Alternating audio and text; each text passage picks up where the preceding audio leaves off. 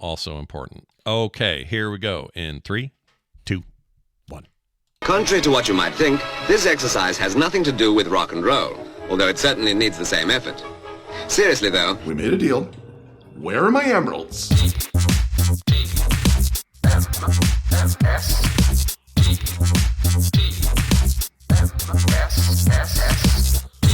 The morning stream.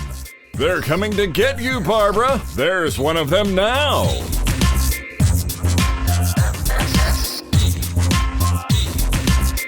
Good morning, everybody, and welcome to the morning stream. This is TMS for October 29th, 2024. I'm Scott Johnson. That's Brian Ibbett. Hi. Hi. Hello. Good morning. I'm here on the right side of your screen. Oh, look at that. That's true, you are. Although on my Zoom one, we're flopped. We're flip-flopped, yeah, exactly. Why do they do that? How come they can't just... So that, because you're more inclined, like if you've got something you need to fix on your hair, then you're more inclined to treat it like a mirror than to be like, oh, I didn't think of that. That's a great answer for that, because I've never known. In Discord, same thing. If you're broadcasting at a screen, it reverses it. And I never understood why. Mm-hmm. Now I do. Yeah. I don't ever learn shit this soon in the show. It's a little early, Brian. Come on, let's work up to learning shit. Yeah, take your, this important class we're in right now. Save it for later. Anyway, it's nice to see you all. I'm running on fumes, but I feel pretty good regardless. It's weird. Sometimes when you have less sleep, sometimes you're a little fired up. Is that weird? That's weird. Mm-hmm. Can't explain it. It is weird, yeah. Maybe Dr. Tolbert will tell us why that is. We're going to hear from him later. That's exciting. I can tell you that. Brian, I changed a med. Okay. There's nothing to get into. It's nothing crazy. But my doctor said, hey, we're going to adjust you up a little bit. And I said, okay, cool. Let's do it.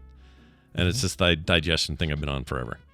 Gotcha. So he gives me that, and he says, yeah, you should be okay. Yesterday, I can't for sure, because I don't know for sure. It could have been total coincidence. Something else happened. But I'm pretty sure that the upped amount caused me all sorts of issues yesterday. Just about the whole day after the show, gut ache, just grumbly all day, just kind of horrible, like just felt like crap most of the day. It went away by the nighttime, by 9 o'clock or so. I was okay. But yeah, like if you're gonna say, hey, up a thing, you should warn me. You may. That's why they do this in the commercials. You may experience side effects may include. Yeah. And no Tondagosa. It's not the low T. It's something else. It's nothing to do with it. But it really messed with me all day, and it sucked because yesterday was going to be a day of committed old shit that's been on my list for too long. Get it done, finish stuff. Just really grind into the stuff that I've let sit for too long. And instead, I sat on the couch a lot because I didn't feel good. So yeah, it stinks. Yeah, it wasn't fun. You're looking forward, like you've got the day kind of cleared off to do that sort of thing. Your body says, "Oh, day cleared off, great. Yeah, let me fill it for you." Yeah, let me go ahead and fill it with something completely stupid that just takes all day to get rid of. But anyway, it worked fine. Everything's fine. There was a hot minute there though where I was like, if this gets worse, this is like go to the hospital kind of pain. If it gets worse, like it was a certain threshold, and I was like, well, if it exceeds this, I'm in trouble. I could be in trouble, but it never did. It just bumped up there and never went higher. Was it just steady, or like anytime you went to the bathroom, it would kind of get a little bit better, or what? It was bad no matter what I was doing. Just hurt all day, and it got to a point where it was just high enough for me to go, ugh, this is bad. And just low enough for me to go, I ain't going to the hospital. That's stupid. I'm not doing that. So I didn't. Everything's fine now. Let's just say it's the city's problem now, Brian. Yeah. Take that, jerks down at the water sanitation. Let the urban waste department sort it out. Yeah. Jerks. Anyway, that was a lot of fun. So thanks a lot, Dr. Name I won't say. Hey, about that cool ego mower. We talked about it. We got somebody who apparently is all in on the ecosystem. His name is Jeff. My name is Jeff. And Jeff says this. Jeff says, hey, S&B, just now listening to your convo about the ego tools. We are saying it right. Ego. Yeah, okay. Ego. It's dumb. It's a dumb name that they probably thought, all right, so let's see, Go, but we need something more tech about it. How about electronic Go? Yeah. Go. Yeah. Let's never say those things fast. Let's just always have a space and say go. Perfect. All right, print it up. Yeah. It's 2 a.m. Eat the rest of this pizza. We're all going home. We finally picked a name. Exactly. We did it, folks. Take the next day off. Hate it. Well, anyway, says your conversation about the Ego tools. I am 2 in the ecosystem. We moved to a new house and with almost 2 acres to mow, and I got the big bad Ego mower, the 52-incher.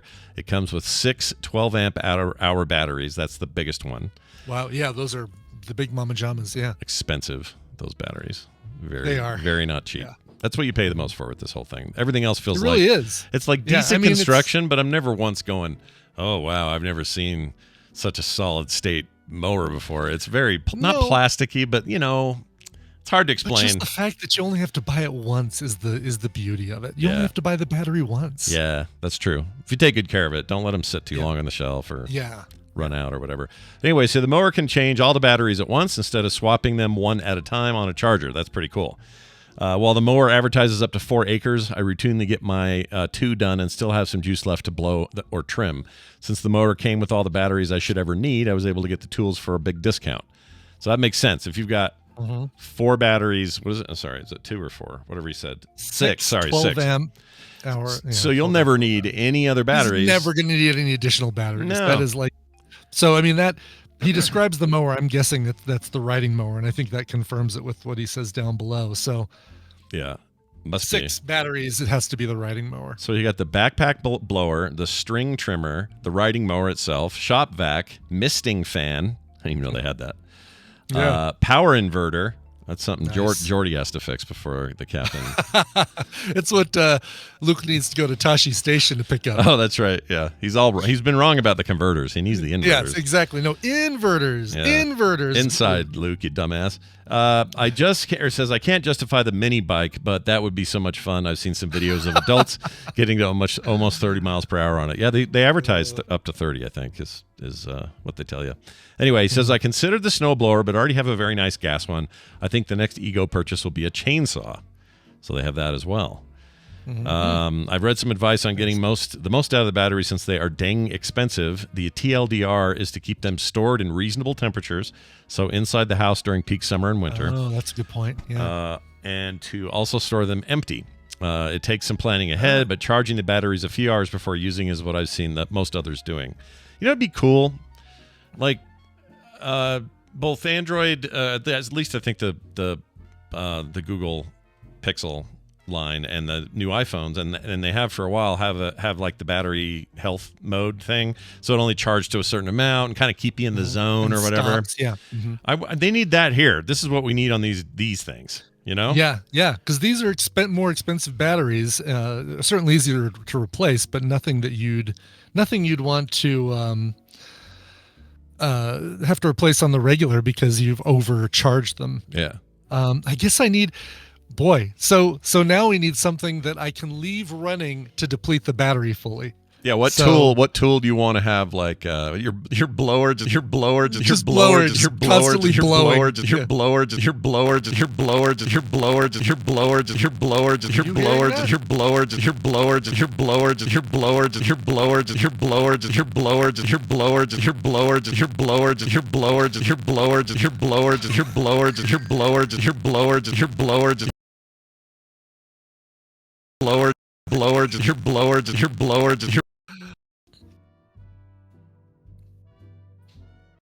Is it back? It might be back.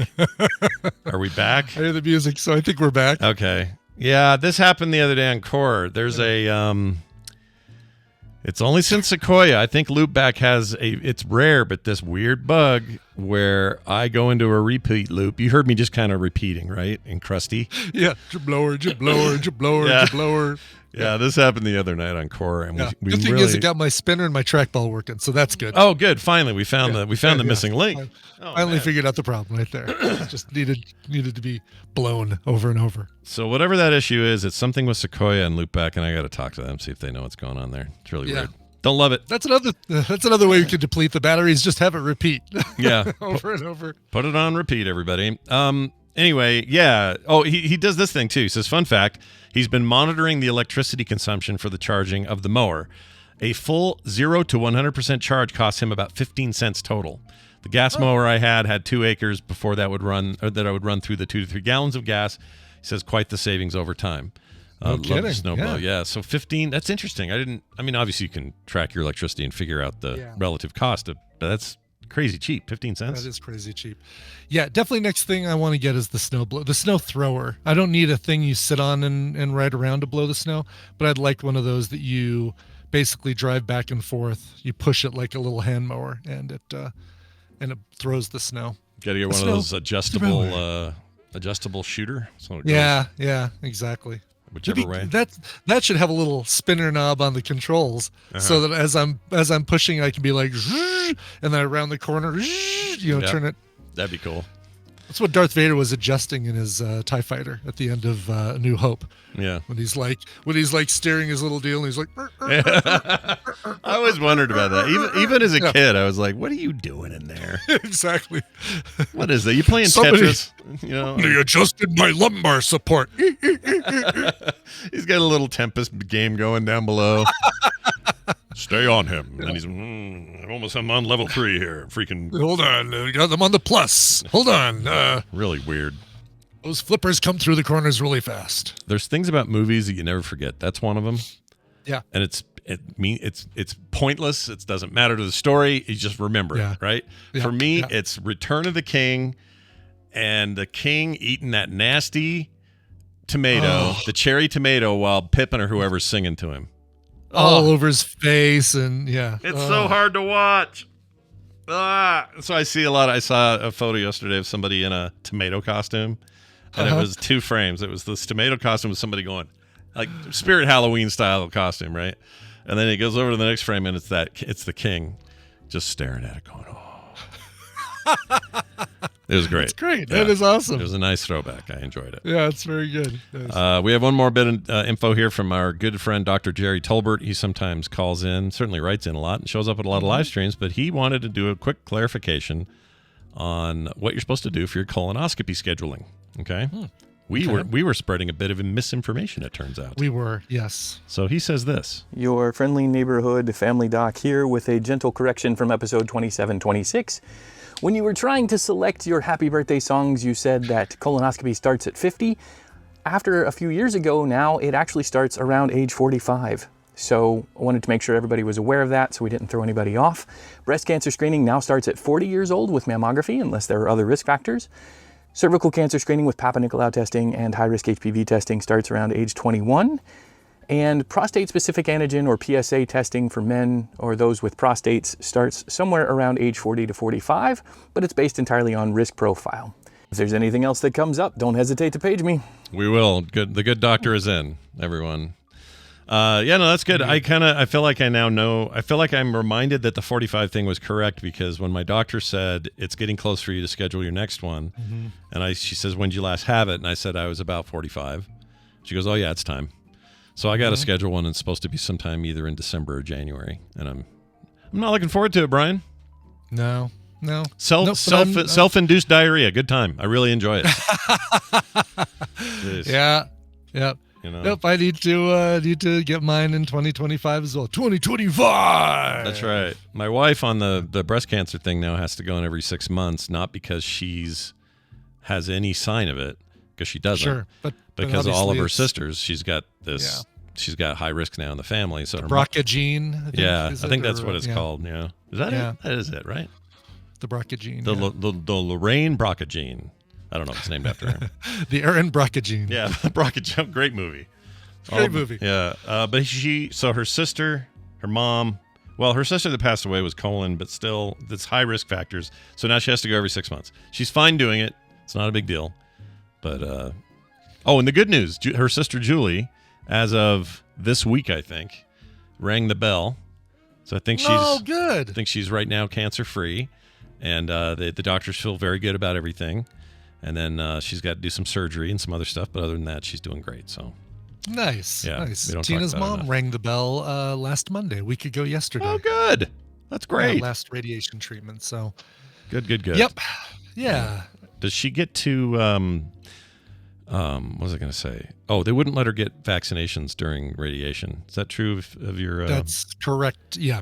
Because her, just because she's already got immunity issues, immune system issues. So, but she doesn't listen to the show. She doesn't want to get them anyway. Oh. Now okay. she's voting for Kamala, Mm. and she used to be a Trump supporter, a Trump voter. Oh, I hope Tina's brother isn't listening, because she's like, don't tell Scott that I'm voting for Kamala. Yeah. But she still doesn't believe that the vaccine doesn't cause other problems. Mm. It's like, all right, well, you pick your battles, you know? Sure. You don't want, you can't yeah. fight every one of these. I get it. Exactly. Look, I think we may lose that little battle, but we'll win the war with voting for Kamala and realizing that, wow, you know, once you really think about it, their side is saying a lot of bullshit. So, Wow. Yeah, that's quite a turn. it is. It's a big turn. Yeah. You give, usually in 4 years. The whole women's rights thing is the big issue for her. Like she, you know, she's big on letting women choose what they do with their bodies, with their pregnancies, and that sort of thing. So. Yeah, which includes her decision to not or to get vaccine. To not have the vaccine. Yeah. Kind of, yeah. It really is kind of, when you think about it, kind of related. Yeah, she should go ahead and have that choice. I agree. Yeah. I wish she would take them, but also, whatever. She just finished radiation. She just had a major milestone. Grats to her. That's fantastic. Yes, exactly. Our free hotel room monkey in our chat room says Aaron Rodgers is on the skids. I think it's the anti-vax stance. It might be. Yeah, the Jets right now have, I think, what is it, the most penalties in the season in NFL, up to this point in the season, NFL history or something, or maybe it's just the most penalties in the league. There's some record that they broke with the number of penalties on the New York Jets. So how many? Aaron Rodgers not doing so well since leaving the pack. What's the early season record? Are they pretty? Is it real bad? That's a good question. Let's see here. 2-6 right now. Is that right? Let's see. That does sound right. 4th in AFC East. Yeah, that sounds right. That's not great. No. Well, get the vaccine, Aaron. You'll be fine. Maybe that'll turn things around. Yeah, you need the better. You and Joe Rogan go, arm in arm to the Walgreens and get the vaccine. I'm pretty sure Joe's already got it. You think so? Yeah, I think he. Do you think he'll just do it on the secret, like he's doing it on the? I think he said he did once at some point. Oh, did he really? Yeah, okay. I don't think he's like really skeptical, but I think he got it. I could be wrong about this. Somebody out there's going to be a total Rogan show listener and correct me, but I thought he said he got it. I could be wrong. Yeah, I don't know. I always just kind of imagined that he would be the anti. Yeah, but, no. He's here's the thing about Joe Rogan. Because he's got the biggest podcast platform on the planet. Mm-hmm. There's an assumption by some that must mean it's all way more important than it is. Because at the end of the day, it's just another stand-up comedian who later in his career made a podcast. There are tons of them, and they all kind of sound like this. Now, the difference is he gets really prominent people on there. Sometimes they're wackadoos. Sometimes they're really smart. He has like these science guys. I don't even listen to the show, but I know enough about it to know who he traipses through there. And I think it's easy just to go, like, we should apply some greater importance to what he's doing. At the end of the day, he's just kind of a dude. He's a dude's dude, and and he asks questions. Sometimes they're dumb, and sometimes they're not. And I don't know. It's like a lot of freak out over nothing with that guy, in my opinion. Yeah. But when you're that prominent, I guess you can't ignore it. Yeah, no, that's very true. You are who you are. Brian, let's dive into the news. Let's have some news. Yeah. And most of it's, none of it's political, so that's great. Let's do that. Here we go. It's time for the news, brought to you by... Have you listened to, wait, you haven't seen, from our pal TV's Travis yet? No? Well, fix that ASAP and check out the show wherever you get your podcast. That's, wait, you haven't seen? Man, good show. We've been on it. We can say for first-hand experience. It's awesome. Go Thanks on there. to him, I have seen.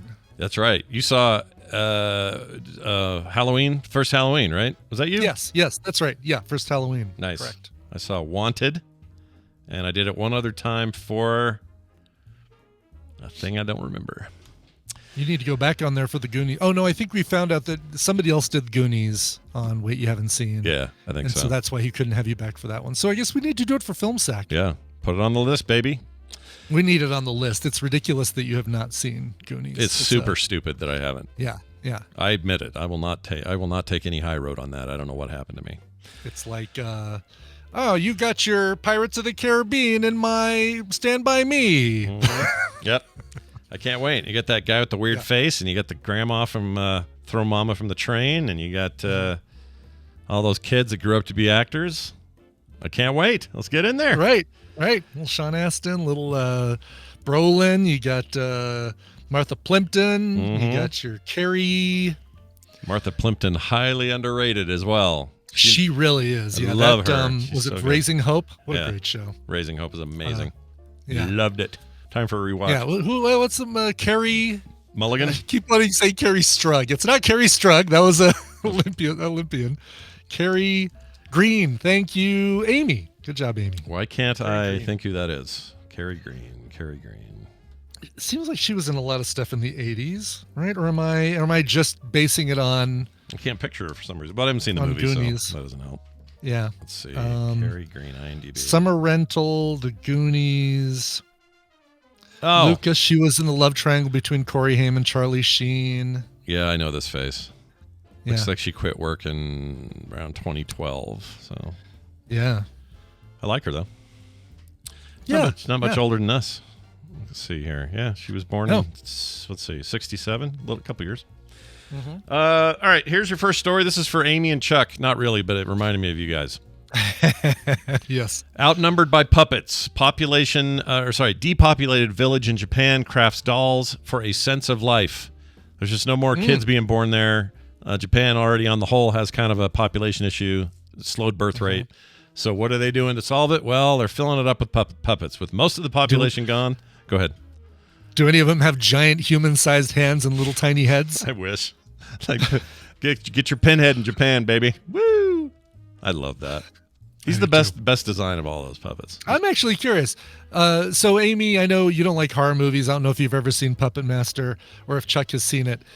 Once they're imbued with the soul of a human being, are they no longer puppets? Because they're not controlled by... I didn't think of that. Someone separate? They either have to have their hand up their skirt or they have to have the marionette deal. Or however else you're going to do it. I think, like, we were talking about this. This was one of the topics we had on the drive from Atlanta to Savannah, or maybe was it Savannah? I think it was Savannah this last trip. But she'll answer on a segment. Good point. But she asked, "What is a puppet?" And we each took a turn in the car saying, "Oh, here's what we think a puppet is. It's something." It's an animal or a human avatar controlled by outside means and blah, blah, blah. And then she said, well, what about, what if you have a waffle with a face on it? That's not a human or animal. It's like, oh, yeah, okay. So I guess any sort of object that you control with your hands to represent. And they got into a really good discussion about it. But I think the Puppet Master puppets cease to be puppets as soon as they're imbued with the Egyptian magic, whatever it is. Yeah, it's just a form of possession at that point, right? Right. Yeah, exactly. I don't think it counts. Yeah. It's like if Ernie got up and walked around by himself, which would not be cool. Everybody would freak out. That would not be good. Yeah. Also, I was going to say about that, I had a puppet thing to say, and I forgot what it was. So I'll move on now, unless I remember. I might remember it. You know how you do that? You move on, and then you remember it? And then as soon as you think about something else, you remember it. Absolutely. That's how I remember things for trivia, is I start thinking about something else, and then it's like, oh, yeah, that's Charlie Sheen. Stupid brain of mine. Yeah. No, well, anyway, This is what the Japanese are doing. They got fewer than 60 people living in Inchinono. Ichinono. And most of them are past retirement age. Younger people have moved away for jobs or education or whatever. So they're replacing people with puppets, using old cloths, fabrics, and mannequins. A little freaky. It's a little weird. Like a Japanese horror movie.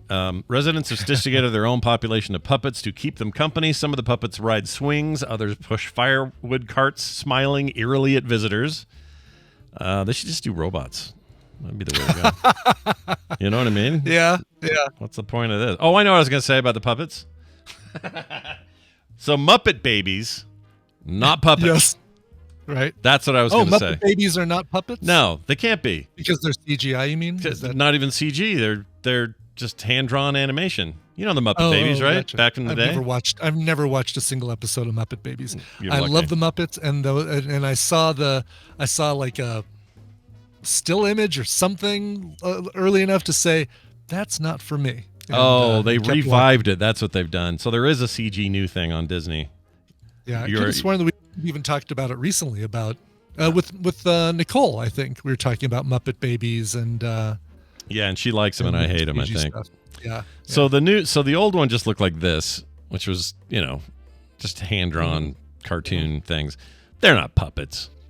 You could argue that My Little Ponies aren't ponies because they're hand drawn animation. Well, but they're not puppets. No, I'm saying the puppet part. You can say these are right, Muppets. You can say they're Muppets, okay, right? These are Muppets, but by the argument you just made about the Savannah trip, these aren't puppets. They're not No, they're definitely not Muppets because there's nothing. The artists are controlling them with their hands. Oh, there you go. See. Oh shit! Different way of controlling them, I guess. So, all right. So in the old 70s and 80s Muppet movies, when they used camera trickery to make it look like Kermit was walking, you saw his body and his little legs underneath him. Yeah. During that time, was he not a puppet?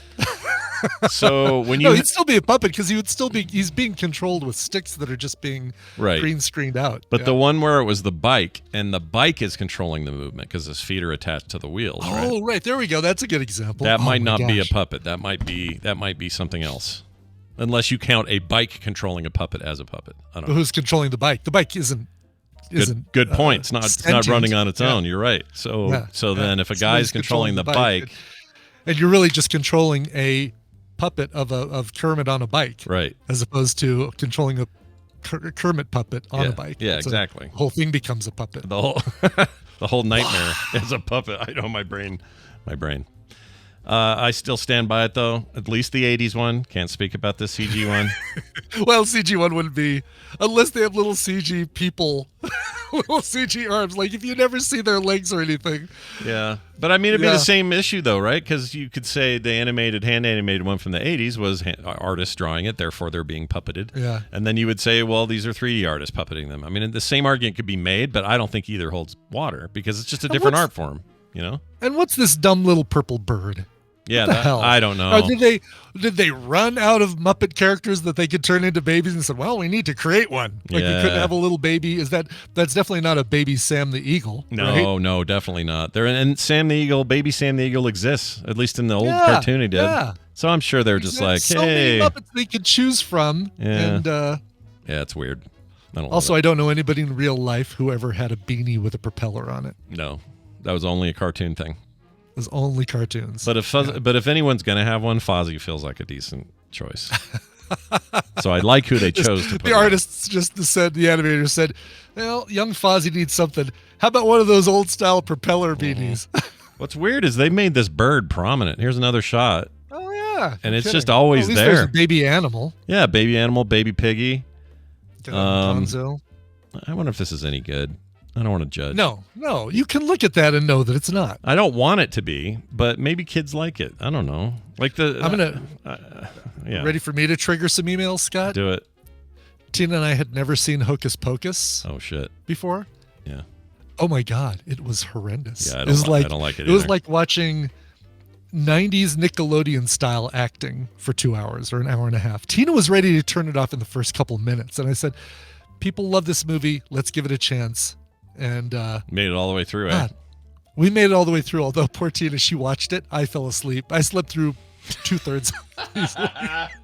That movie's okay. I'll go ahead and say it because we agree on a lot of things. I 100% agree here. 100%. Okay, I don't like that movie at all. It's bad. Yeah.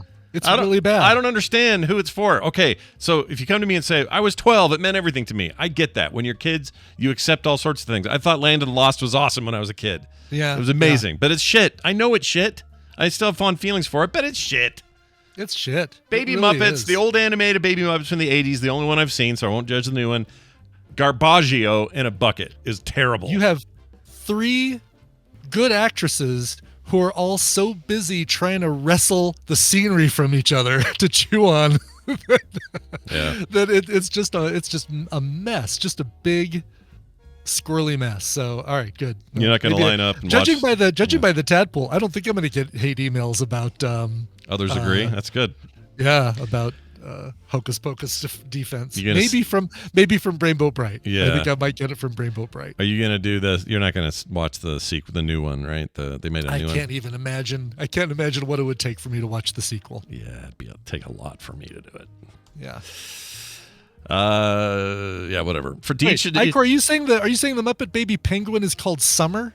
That's a penguin? I did not realize it looked like a bird. Hold on. Just a regular bird. That's a penguin? I'm looking at it again.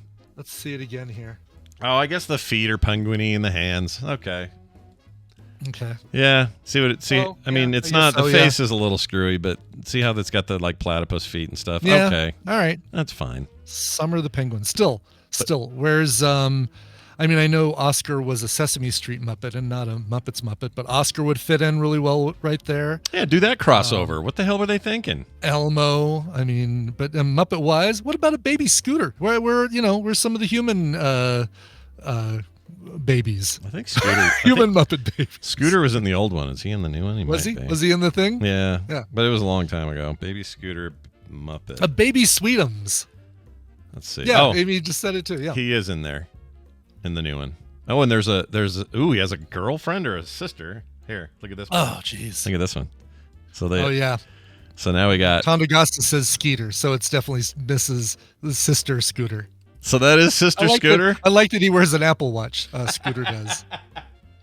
Well, he worked for Google in that movie. Remember that? You did. That's right. Yeah. That's pretty weird. But jeez. OG Scooter, like original Scooter, I really relate to Scooter. Oh, for sure. Yeah, absolutely. He's just trying to keep things together. And yeah. God, did he really wear a satin jacket? The whole time? Yeah, he Look at did. That green one. Yeah. I love it. They make it look fuzzy in the new cartoon, but big fan. Love me some All right. Scooter. Anyway, did we veer off course enough with the Japanese depopulated puppet village? Yeah, I think we really have. Is there photos of this, by the way? Let's see. Oh, yeah, let's see. That seems like it would be nice. And creepy. There is. Oh my gosh. Oh, geez. Yeah. This is the opening credits to From is what we're looking at here. They really didn't try very hard. These are lame. No, scroll down to the ones on the swing and the Ooh. Oh yeah. Ooh. I don't like it. The bike? No, I'm not liking it either. No. I can get this movie on Shudder, that's like probably. Twilight Zone episode where they come to life after the sun goes down or something. So the point of this, they said, was to give the place a feeling of life and stuff going on. This isn't doing that. It's not doing that at all. It's giving me the feeling of death. You know? Yeah. I expect Harold Perrineau to come running out of that corn screaming any second. Exactly. That's jacked up. All right. Yeah. Plus, those are also not puppets, and I'm pretty sure Amy would agree that those are mannequins. They're mannequins and scarecrows. Yeah. Right. What is wrong with the world where they don't know what a puppet is? Not even a news article from NBC News. I expect more from them. Yeah. I don't know why I would, but I do. All right. Well, let's talk about this guy, an Elliot Lakeman.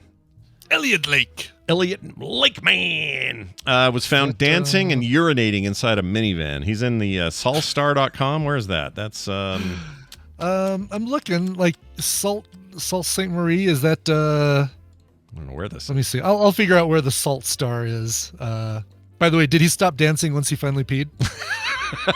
You'd think that things were tied together. It turns out he was actually kind of crazy and not tied together. So here's the thing: when we go to one of these newspaper articles and I don't recognize, is it Sault Ste. Marie? Thanks. Never been there. You know how I know that place? From the train game. What's the board game where you're connecting cities? Oh shit! Ticket to Ride. Ticket to Ride. Yeah. German. That's how I know. Sault Ste. Marie. But anyway, when we find one of these newspapers and I don't recognize the city that it comes from, I go up to the top, I look for the weather, and then I click on that and see where, I can usually see where things are. Sure. I don't even see it.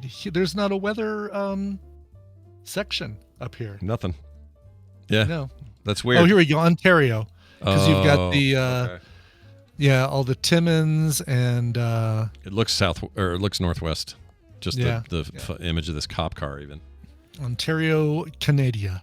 Well, it says here. Canada. It says here that, let's see. This guy relieved himself on his steering wheel after treating police to a display of dance moves, facing multiple charges. So they fielded a complaint Thursday around 5:30. I know, weird, right? Of a man who was slumped in the driver's seat of a blue minivan on Highland Place with a motor running, rather, not monitor. Police attended and tried to speak to the man. He was dancing to music inside the van and ignoring police. He then proceeded to urinate all over the steering wheel and driver's seat area. The man continued to be uncooperative. Eventually, entry was gained and the man was safely arrested. Gross. In his possession was suspected fentanyl, crack cocaine, and crack pipes. There was also an open bottle of rum, cans of beer, both empty and full inside the van. The minivan was subsequently towed and impounded. This dude's 49. His name is Kevin, and he's busted. So maybe I don't know. If I got a cop at the thing banging on the thing and I'm loaded with drugs, maybe this is all you can do. I don't know how it works. Yeah. I mean, it's not like you're all of a sudden peeing on the steering wheel makes sense to you and then dancing.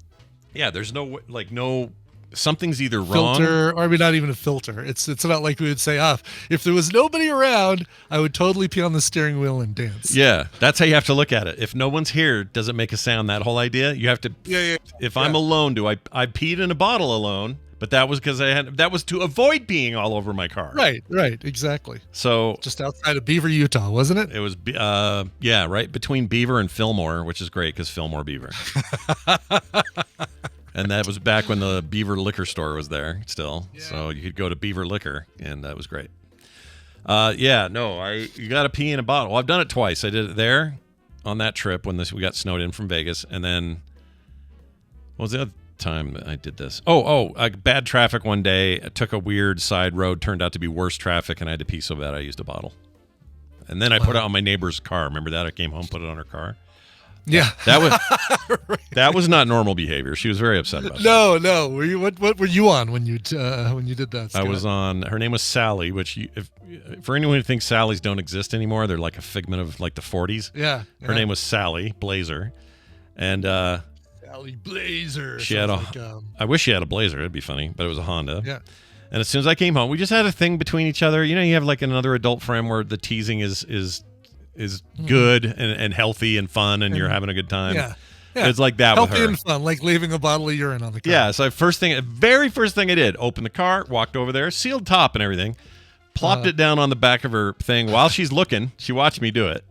And then I went in the house, and she was like, fantastic. Johnson! Freaking out over there. I miss our teasing matches, because she did it to me all the time. There was always stuff like that.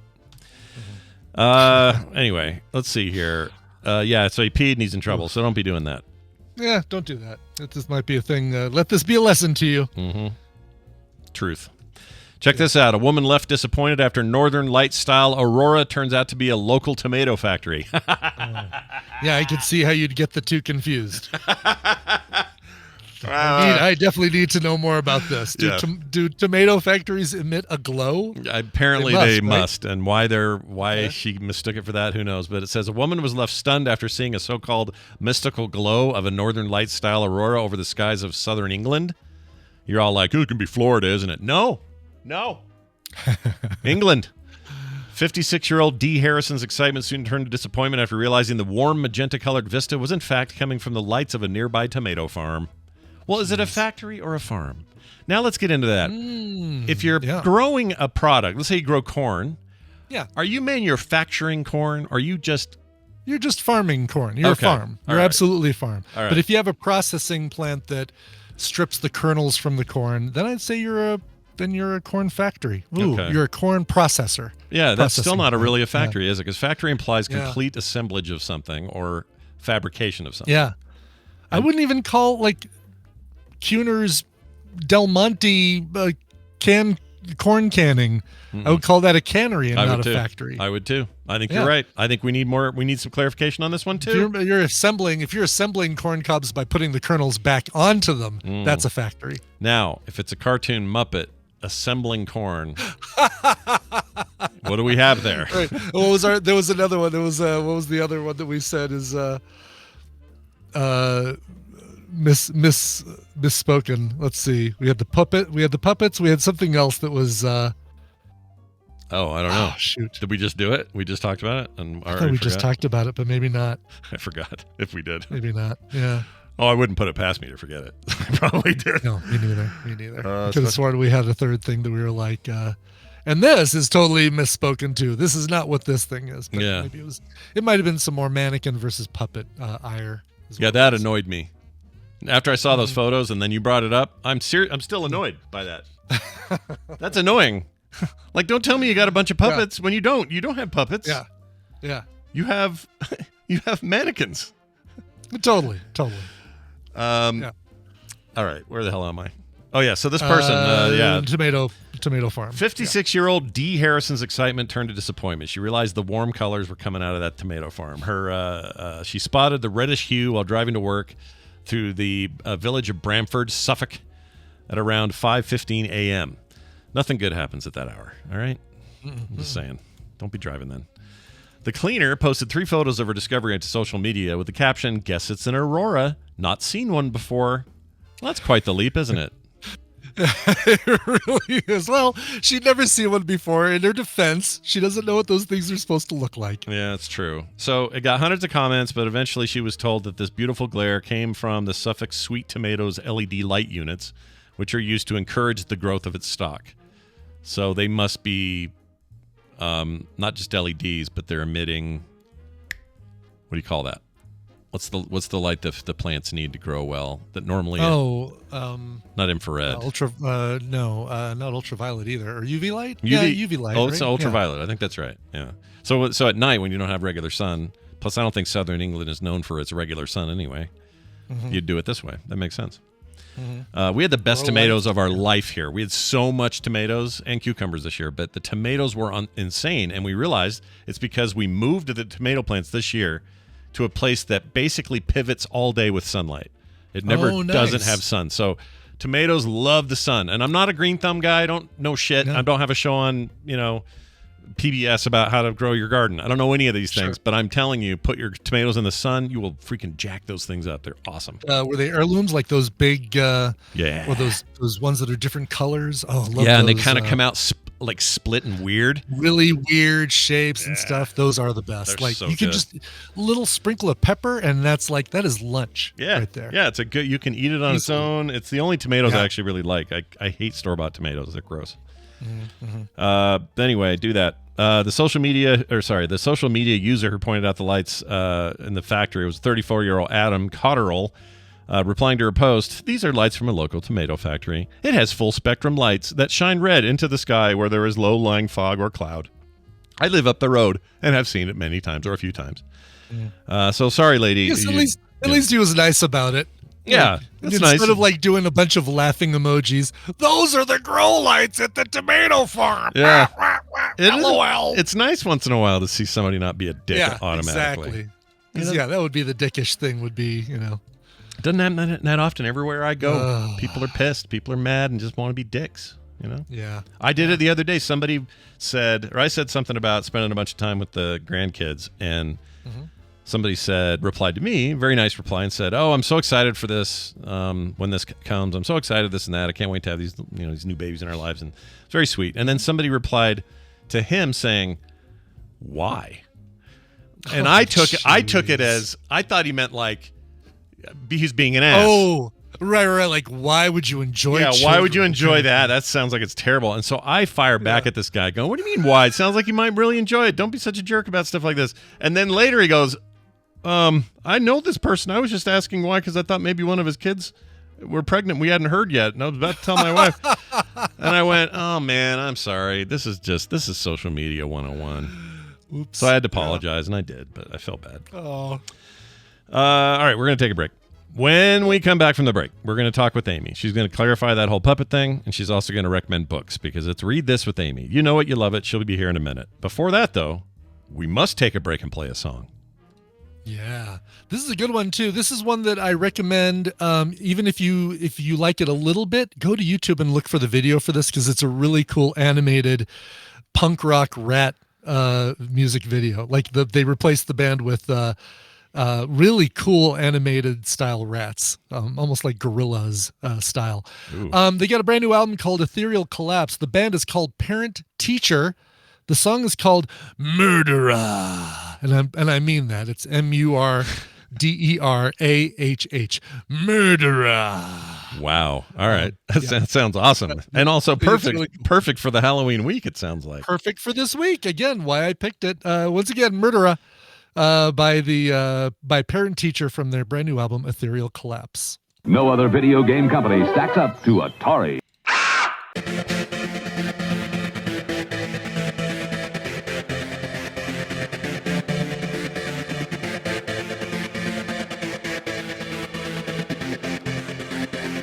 We've returned. Tell me who that was one more time, please. Sure. That is the Parent Teacher and their brand new song, Murderer. Nice. From their brand new album, Ethereal Collapse.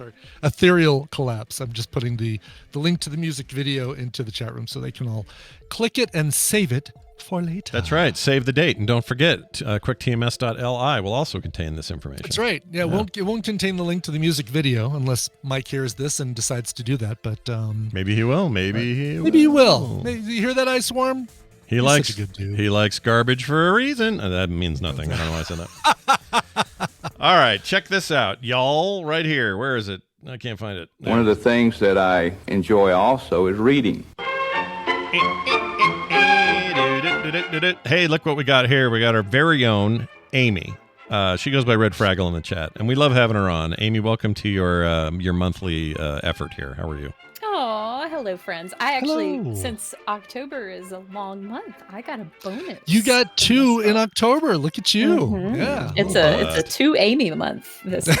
So we call it that. When we got into October, we said, hey, by the way, congratulations on a 2 Amy month. Yeah. Well, you want to clear up this whole puppet thing? What makes a puppet thing? Yes. So Brian, you almost got there. You almost got exactly where. So I did. I gave the whole little table a lesson from my dear friend Aretta Baumgartner, who teaches Puppetry 101.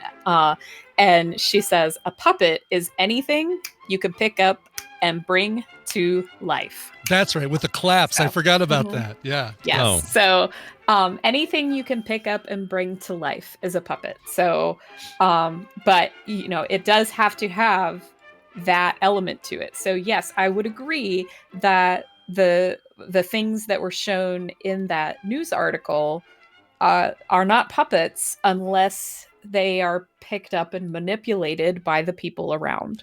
So if you're talking about animation, whether it's traditional, 3D, doesn't matter, whatever, those are not things being picked up. Like there needs to be a physicality to a physical item. You pick it up and you manipulate it in some way, right? So, okay. So now we get a little bit tricky. In the case of the Muppet Babies and just, standard 3D animation type stuff, I would agree. However, there are animated television shows that use digital puppetry.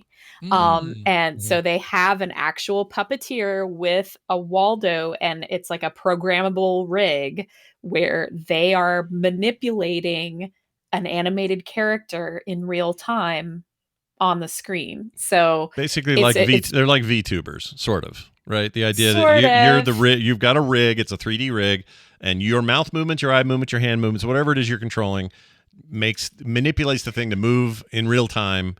That could be maybe that could be a form of puppetry, is what you're arguing, right? Okay, so that's a different thing. Like you're talking about like mocap, where they have like the ping pong balls all over them. Yeah, I'm talking about their actual puppetry rigs where the puppeteers control the things with their hands. It's like it's a very complicated mechanism that is, it's digital, and the puppeteers themselves can actually like reprogram them so that like, if I move my right hand, this way, then the puppet blinks or something like that. But it's highly customizable. My friend Raymond actually got to work with these on a show called, what's it called? It's called like Bubbles and Splash or something like that. There's a little kid show. It's like, like a preschooler age type.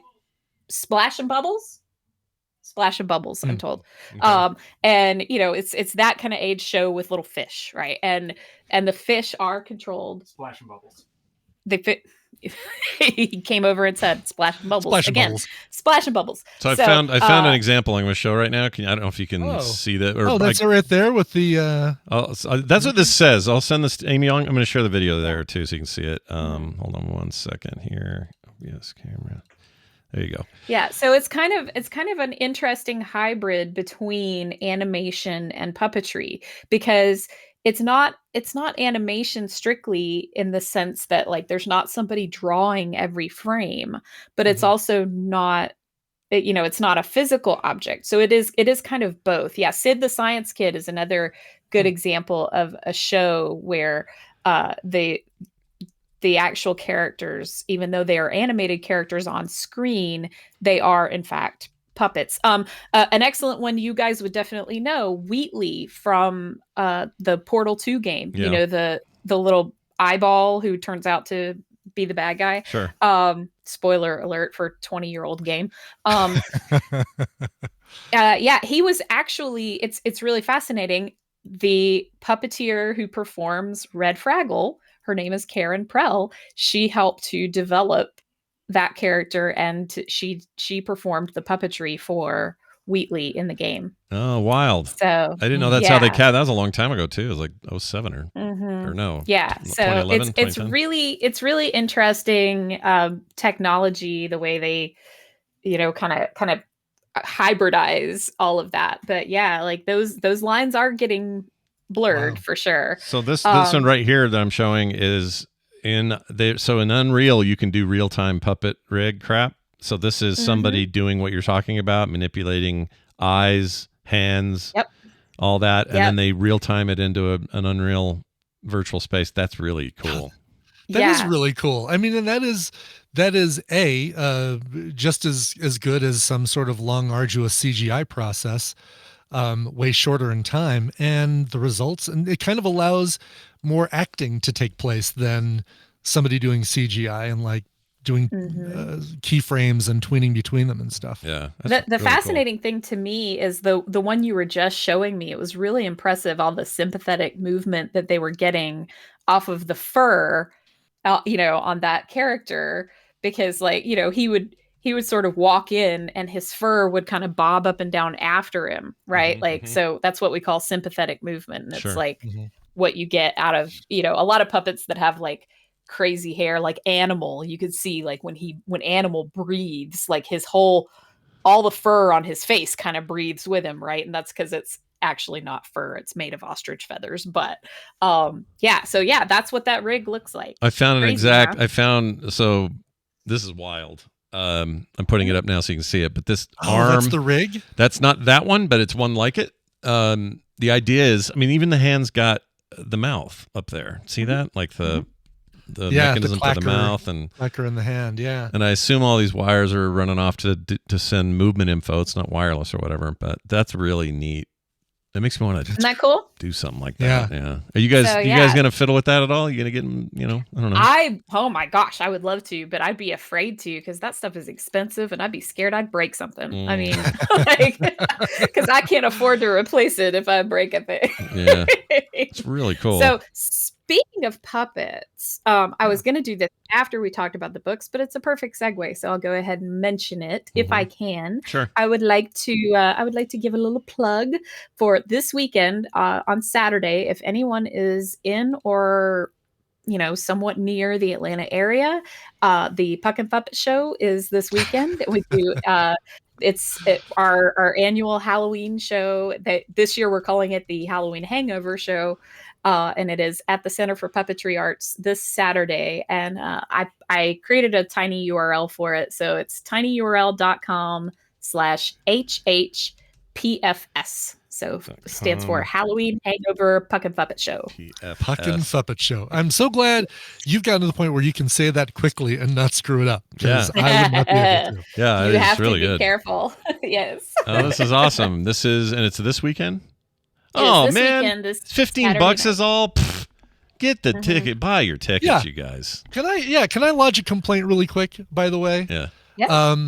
I was doing a really quick search for tickets for Amy Mann and Jonathan Colton this last couple days ago, and I'm like, oh my gosh, okay, they're at a venue on Broadway. I can get Groupon tickets for $24 each or $30 each for good seats. Like, boom, let me order them. I order them, get them right away, and then I click the map to see which, because we have a Broadway that goes right through downtown, straight south, and tons of little venues on there, all intimate, great little concert settings. And I looked at the map and it's like, oh, apparently this is in Los Angeles. Oh shit! Oh no! so I deal with Groupon and oh, we can't give you money back, but we can give you credits you can use. I'm like, fine, I'll find another concert that I want to use it for. No Amy Mann no Groupon for the Denver Amy Mann concert, and it's $70. Like, how come I can get $24 tickets if I'm in Los Angeles? But in Denver, it's 3 times that. That's crazy. That makes no sense. Makes no sense. I still want to see it though, but I'm gonna see what I can. Have they been doing this for a while, touring together? I didn't even know they were a combo. They do the cruise together. Well, I mean, I knew she performed there, cruise. but yeah, I thought it was just more like, hey, she's one of the people that comes and does this regularly. I didn't realize they were collaborating that way. That's cool. I would love to see that. They do a fair amount of collaboration. In fact, some of Jonathan's more later albums, she has collaborated for writing and singing and all kinds of stuff. So yeah, they're good friends, the two of them. And can I tell you, she radiates like, I mean, she's super cool, obviously, but I know what you're going to talk about. Yeah, she does not have a welcoming vibe to her at all. She is resting very murderer face. Yeah, for real. Like, she is very intimidating and very like, no, she just radiates. Don't approach me and talk to me. And she smiles. Like, okay, she smiles, and you're like, "Oh, everything's fine." She doesn't smile, and they're like, "Oh shit!" Like, oh, good. Okay, she has teeth. Now you guys know how I feel. I have this exact problem. I hate it. Hate it. Oh, one more point, really quick, and then because I know we were running short on time, but those puppets that you're talking about with like a human-sized head and hands, those are called humanettes. Humanettes. Okay. All right. Yes. Oh yeah, but I used to talk about with the movie The Puppet Master. Once they're imbued with a human soul and they're autonomous and they start walking around on their own, they are good job on the Amy Mann pictures. That's a great See the difference here? It's like, hilarious. man, what a difference a smile can make. And I get told this all the time. So you can see like where you're like, nope, like do not disturb, and then hi. Yeah, exactly. Well, once those puppets are imbued with the Egyptian magic and the soul, and then they start operating on their own. Now they're not puppets. Now they're just golems or something. I would say, I would call them golems at that point. Because unless somebody else is manipulating them, even though they're sentient, I would say, that they're golems at that point. There you go. That 15 movies or whatever we figured out that are in the Puppet Master series, all misnamed. Yep. They're all of them. It's all bullshit. Flagrant misrepresentation. You should watch these Puppet Master movies and tell us what you think of them, because they're so bad. No, thank you. They're so bad. There's really nothing scary about them, Amy. They're not scary. Okay. They're just stupid. They're just so stupid. Oh yeah. I did actually go against your advice because I couldn't take it, and my curiosity got the better of me about Woman of the Hour. It was really good. There were a couple of very disturbing scenes, but I'm okay. I'm not like losing sleep over it, and I was really impressed with how well that movie was done. It was really good. So good. Yeah. And it's not what you think, right? You're thinking, all right, well, Anna Kendrick is the star of this. She's going to figure it out and she's going to catch the bad guy.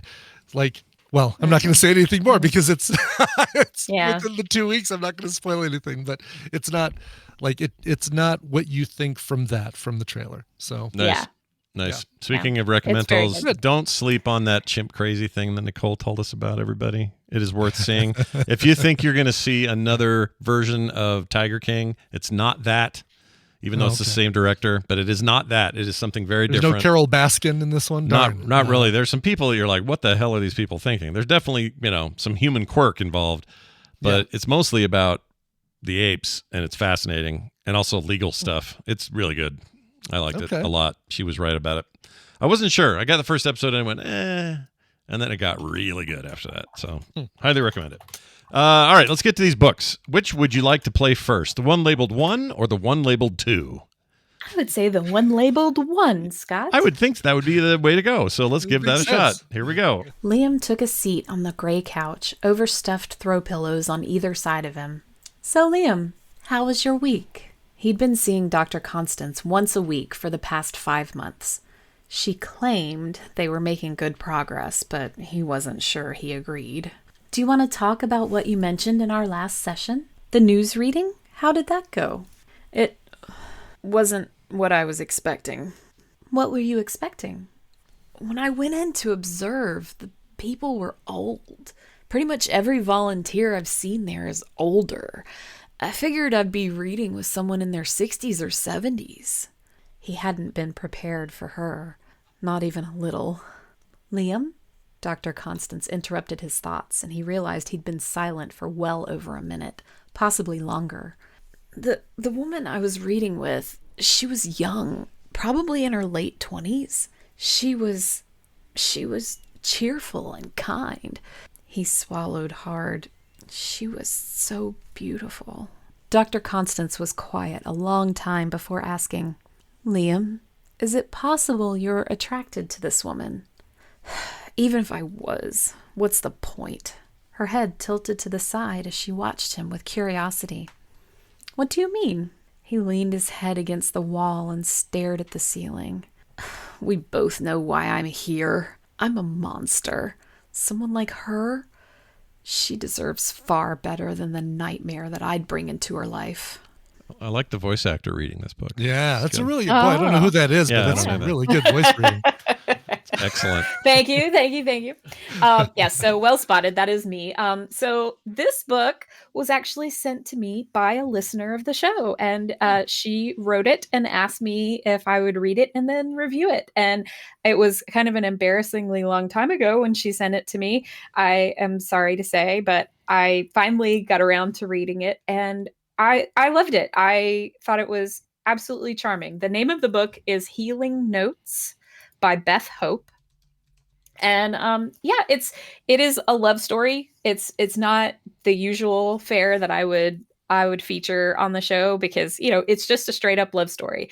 But it does deal with a lot of really great stuff that, Wendy would probably talk about. There's a lot of like religious trauma,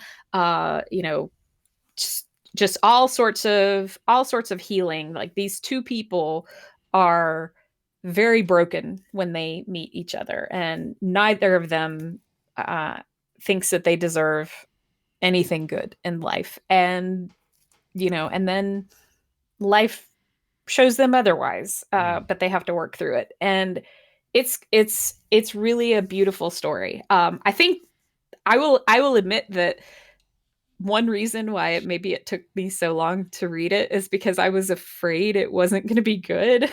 And then I would be like, yeah, it's hard, right? Yeah. Right. This awkward thing of like, thank you for the book. Yeah. Like and then I would have to wrestle with like, okay, do I talk about it on the show and just like gloss over the fact that I didn't think it was good or, whatever, like, but I really did. I really loved it. I got really invested in these two characters and their growth, and I really did. I thought she handled a lot of the subject matter really, really well. There's some very sensitive subjects in there. Nothing is graphic at all. But and there's some consensual spicy scenes in there. So that's kind of cool. But for those who are looking for that. But yeah, it's honestly, I just thought it was a beautiful love story. And I told her as much. And so as soon as I finished it, I knew, I was like, okay, this is the very next book I'm going to feature on the show. It's only $3 on Kindle. Really cheap. Mm-hmm. Perfect time to grab it. Yeah. Get the paperback for $15. It has reviewed well on Amazon as well. Seems like you're not alone. People like it. Yeah. Very cool. Yeah. I really thought it was just lovely. I really did. So I was very, very grateful to her for bringing it to me. So yeah. Big ups to Beth Hope. That's awesome. She's listening, mm-hmm. And we hope you continue. Always want to promote a fellow tadpooler. Yeah. whenever we can. Love you know, that. I mean, writing a book, that's impressive. Yeah, it's not. I sit here and talk about them, but I, like. So awesome. So yeah, but that's why I did the reading, because the audiobook does not exist yet for it. So that's why I picked out a reading for it. And for the interest of time and content and whatnot, like there's a lot more flavor text in there that I removed so that the clip wouldn't be too long. Sure. So. Yeah, I'm looking at a sample now, and it looks like it's written really well. I love hearing when you guys are doing creative, cool stuff out there. So make sure to let us know when you do. And Amy's the perfect one to send books to, so keep it coming. Yeah. Awesome. Let's get into the other one. What do you have here? Anything to set up? All right. So yes, this other one, it's I think it's good and timely, and that's what I'll say. It's a complete right turn from this so total fantasy thing. So go ahead and hit it. All right, here we go. The wizard bowed. "What is the name of this place, sir?" said the wizard. The blacksmith shrugged. "Badass," he said. "Bad ass," repeated the blacksmith, his tone defying anyone to make something of it. The wizard considered this. "A name with a story behind it," he said at last, "which were circumstances otherwise I would be pleased to hear. But I would like to speak to you, Smith, about your son." "Which one?" said the smith. The wizard smiled. "You have 7 sons, do you not? And you yourself were an 8th son?" The smith's face stiffened. The smith drew a couple of stools from under a bench. Then the smith said, "I know what son you mean. Old Granny is up with my wife now. 8th son of an 8th son, of course. It did cross my mind, but I never gave it much thought, to be honest. Well, a wizard in the family, eh? You catch on very quickly. Hang on, I'm trying to remember what my father told me. A wizard who knows he's going to die can sort of pass on his sort of wizardness to a sort of successor, right?" "I've never heard it put so succinctly, yes," said the wizard. "So you're going to sort of die?" "Oh, yes." "When?" The wizard thought for a moment. "In about 6 minutes' time." Good Lord. I love how she reads. Who is this? Who is that? Oh my goodness. So there is a whole cast of people reading for this one. I believe that is Indira Varma. I don't know who that is. Love her voice. Jeez. Yes. Really good. Yeah. It is lovely. I could listen to her read the phone book. Yeah. For the younger people, a phone book is That's what, right, exactly. That's where we used to have that's where we used to dox people, and we'd send them to everybody's house. There really isn't a modern equivalent of the phone book. It is, hey, what's your number, right? Because you can search for a business by going into maps, but looking for a person online, it's just creepy now. Yeah, we know her. She's in a bunch of stuff. Really? Yeah, the TV series Rome. I remember that. She was like the wife at home or whatever. She does a lot of video game voices. She's in Mission Impossible: Dead Reckoning Part 1. She's great. She's as pretty as she sounds. Good Lord. Mm-hmm. Bill Nighy apparently has a part in this audiobook as well. So cool. God, I bet his stuff is just great. Yeah, he is great. Love him. So the name of this book is Equal Rights by Sir Terry Pratchett. So I'm going back to Discworld, and the reason I say it's timely is a couple of reasons. I mean, as you can guess from the title, although it's equal rights, like RITE, so it's a little clever there. But the crux is, as you could hear there from that introductory scene, there's a wizard who's about to die and shows up to imbue his powers to an 8th son of an 8th son. And which, you know how we have like the 7th son of a 7th son here on Discworld, 8 is the magic-y number. So, that was just Terry Pratchett being Terry Pratchett. Doing what he does. Yeah. So, and then, they go up to where his wife is there with the midwife, and oh, look, it's a girl. So. Wow. Yeah. And so then, and on Discworld, it's like girls are witches and boys are wizards. And like, or, at least if they're magic users at all. Right. Like, Right. And so this kind of turns that on its head, looks at traditional gender roles and what different talents are as far as, what you're born with, nature versus nurture, all that type of thing. It's timely in that regard. Also, as we know, Discworld is my happy comfort place, and I have anxiety about everything until like next week, Yeah. And possibly thereafter. So I decided I needed a comfort food, and Terry Pratchett was it. So good news. There you go. Free if you have Kindle Unlimited. It's currently $0 over there, and only 99 cents on Audible. So good time to pick it up. And if you just want the paperback, $11.99. It's pretty good. Also, here's a photo of that lady.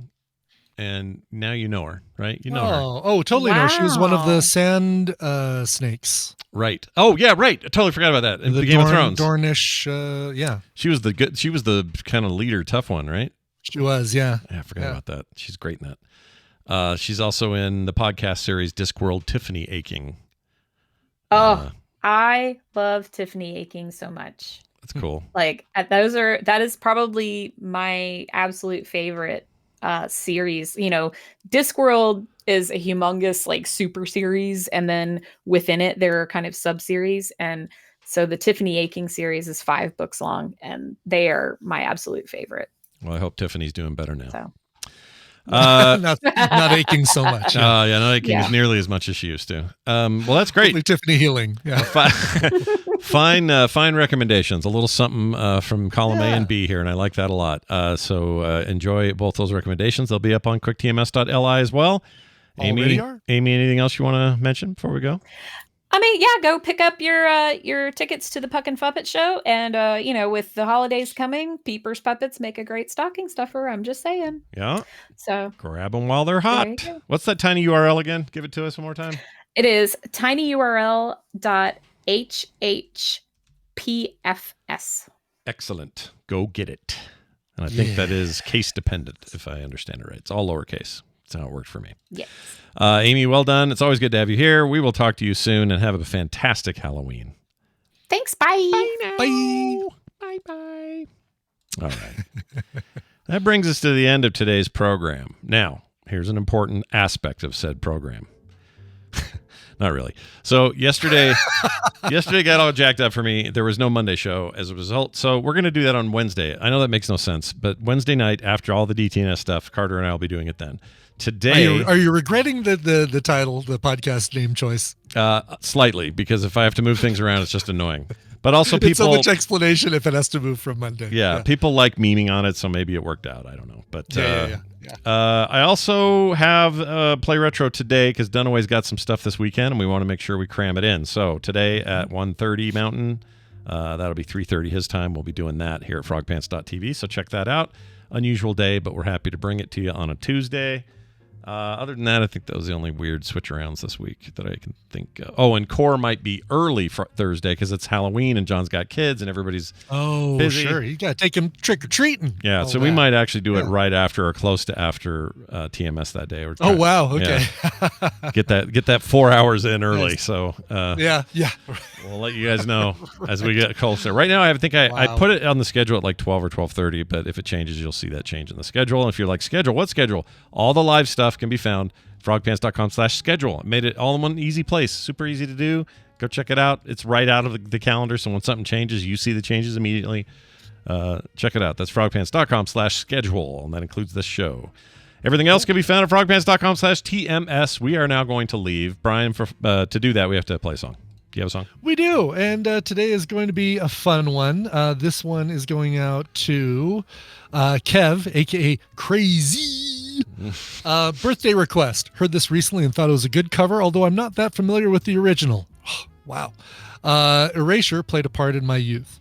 So the cover is by Erasure. The song in question is Blondie's Rapture. And Kev, I feel like you're kind of lucky. It's my least favorite Blondie song. I don't know why it is. It's I love the part that's not the rap, but the rap is so it gets dumb. Mm-hmm. It does.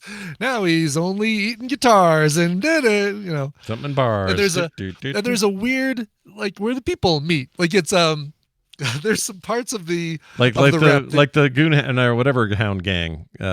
Like then the chicken tastes like wood. Is that kind of rapping? Right, a little bit. Yes, it's almost. My name is Sam Malone, and I'm here to say. It's my least favorite kind of rap. Yeah, it's not. Yes, but I mean, it is the first.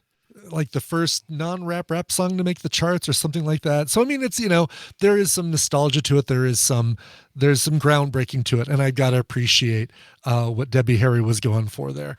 But there's just points in the song where she has to slow down her words because she can't fit enough words in the thing to get the cadence right. Anyway. Sure. We're not hearing the Blondie version. We're hearing the Erasure version. This version comes from a B-sides collection, so it's not the version you get on Cowboy. This is from an album called From Moscow to Mars, the B-sides from 2016. Here is Erasure and Rapture. This show is part of the Frog Pants Network. Yes. Get more at frogpants.com.